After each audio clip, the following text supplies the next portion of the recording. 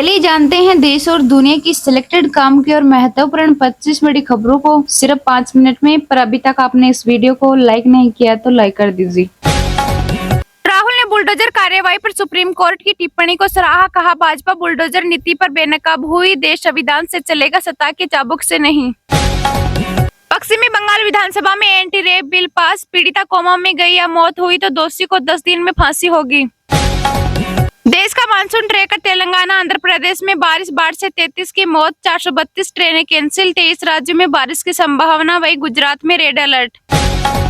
गुजरात में coast guard का helicopter समुद्र में गिरा, 3 क्रू मेंबर लापता, 1 को बचाया गया। पीएम मोदी ब्रुनेई पहुंचे, क्राउन प्रिंस ने किया स्वागत, वहीं प्रवासी भारतीयों में भारी उत्साह।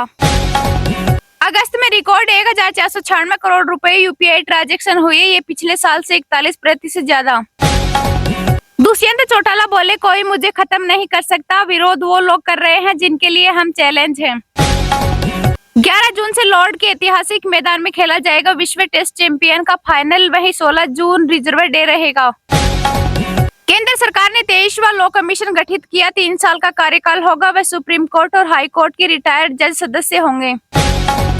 गडकरी बोले, हाईवे टनल दुर्घटना के लिए डीपीआर बनाने वाले दोषी अधिकारी घर से गूगल पर काम करते हैं। सीएम केजरीवाल को झटका, सीबीआई केस में न्यायिक हिरासत 11 सितंबर तक बढ़ी। क्या पीएम कांग्रेस की एक और गारंटी करेंगे हाईजैक, जातीय जनगणना पर आरएसएस के रुख के बाद जयराम रमेश का तंज। कन्नौज कांड पर सीएम योगी ने इशारों में सपा पर कसा तंज, बोले नवाब ब्रांड इनका असली चेहरा। करनाल में जन आशीर्वाद रैली पर सीएम सैनी का तंज, बोले कांग्रेस झूठ पर जिंदा रहने वाली पार्टी, इसके डीएनए में लोगों का शोषण।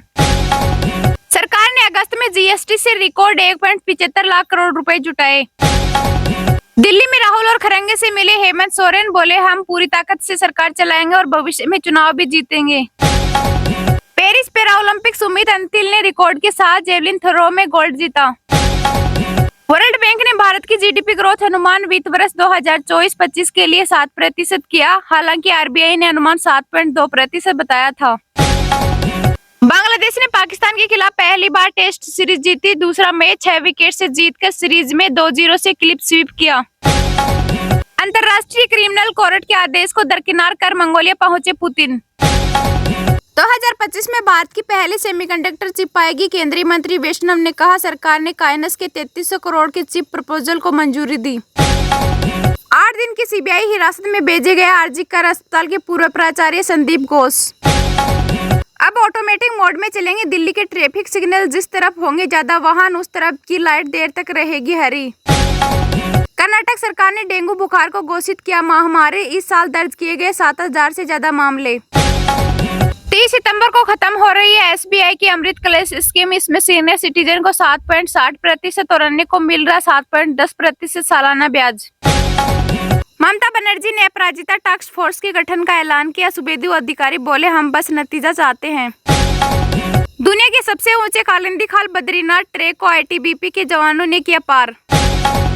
सेना को 1.45 लाख करोड़ के रक्षा उपकरणों की खरीद की मंजूरी, रक्षा मंत्री राजनाथ सिंह ने 10 प्रस्तावों पर लगाई मुहर।